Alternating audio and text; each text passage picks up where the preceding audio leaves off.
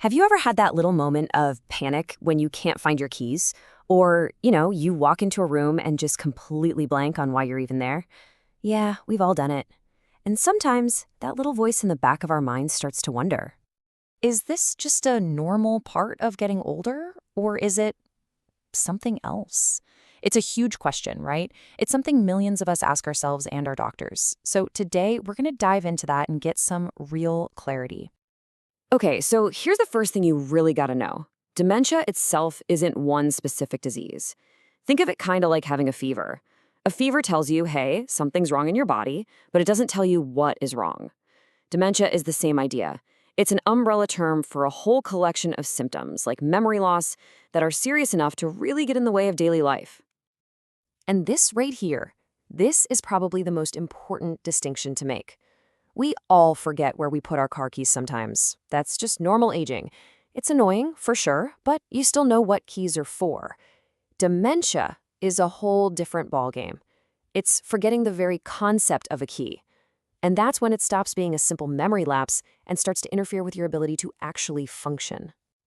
All right, so what is actually causing these major changes? Let's take a look under the hood, so to speak, and understand what's happening inside the brain.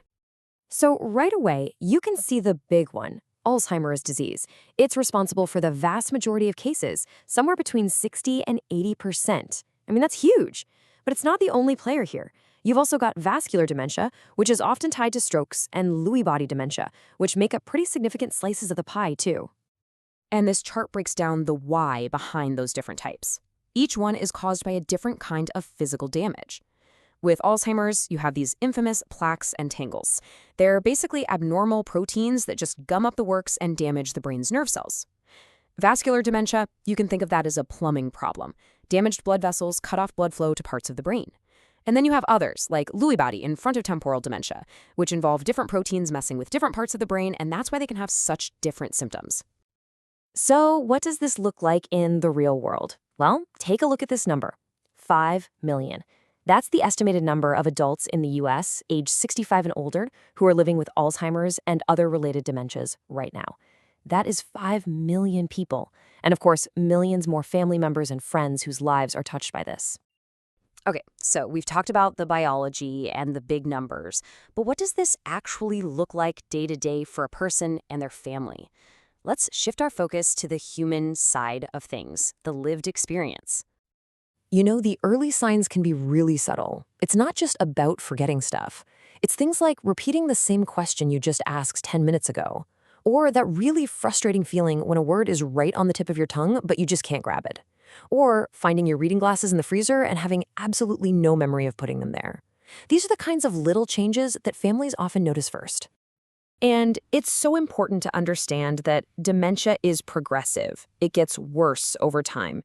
In that early or mild stage, a person can often still live pretty independently, but things like planning a trip or managing finances get a lot harder. Then, as it moves into the middle stage, the symptoms become more obvious, and they'll start needing more help with daily things like getting dressed. And by the late or severe stage, the person really needs round-the-clock care, and they might lose the ability to communicate or even move around. It's a journey that requires more and more support. And that journey can be incredibly tough, not just for the person diagnosed, but for their caregivers. So let's get really practical here and talk about some strategies that can make a genuine difference. This quote right here, this is everything. It's the absolute foundation of good dementia care. It represents a massive shift in thinking. Instead of trying to force someone whose brain is changing to fit into our reality, the goal is to adopt their reality to make it safer and less confusing. The change has to start with us. And these changes can be so simple but so smart. For example, a person with dementia might not think to look for a lock that's placed way up high or way down low on a door. Or if this one is genius, placing a black doormat outside. To them, it might look like a big, impassable hole that they shouldn't step over. A simple picture of a toilet on the bathroom door is much clearer than the word bathroom. It's all about being creative. Okay, let's talk about wandering. It's one of the most common and, frankly, scariest behaviors for caregivers. It's critical to remember, though, that the person isn't trying to be difficult. They might just be restless, or maybe they're searching for a person or a place from their past that feels familiar. So the strategies here are about being both proactive and protective. Getting out for a regular walk can help burn off some of that restless energy. An ID bracelet is absolutely a non-negotiable safety net. And telling your neighbors what's going on, that creates a little community watch, an extra set of eyes looking out for your loved one. Now, another really tough one is agitation. That irritability, that restlessness, sometimes even aggression.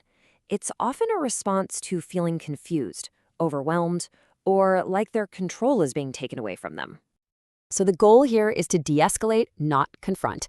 You are never going to win an argument, so don't even try. A predictable routine can be incredibly calming. Sometimes just putting on their favorite music can change the whole mood. And this is key. Validate their feelings. Instead of arguing about the facts, just say, I can see this is really upsetting for you. Connect with their emotion first, and then gently try to redirect their attention. So much of this really just boils down to communication. The disease fundamentally changes how a person processes information, so we have to fundamentally change how we deliver it. Your tone of voice and body language are way more powerful than the actual words you use. And ask simple questions. Instead of an overwhelming one like, what do you want for dinner? Offer a simple choice. Would you like chicken or fish?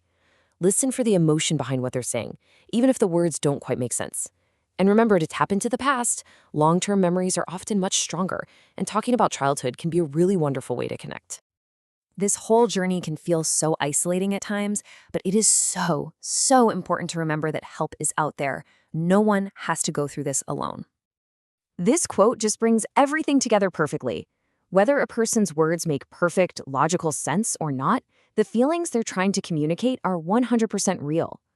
Listening with your heart, not just your ears, is the most powerful tool you have. And I'm serious, there are some fantastic organizations with incredible resources, support groups, 24/7 helplines, you name it. The Alzheimer's Association and the Family Caregiver Alliance are two great places to start. They can give you credible information and connect you with services right in your own community. And that really brings us to our final thought for today. Dementia isn't just a medical issue, and it's not just a family issue. It's a community issue. It touches millions and millions of lives.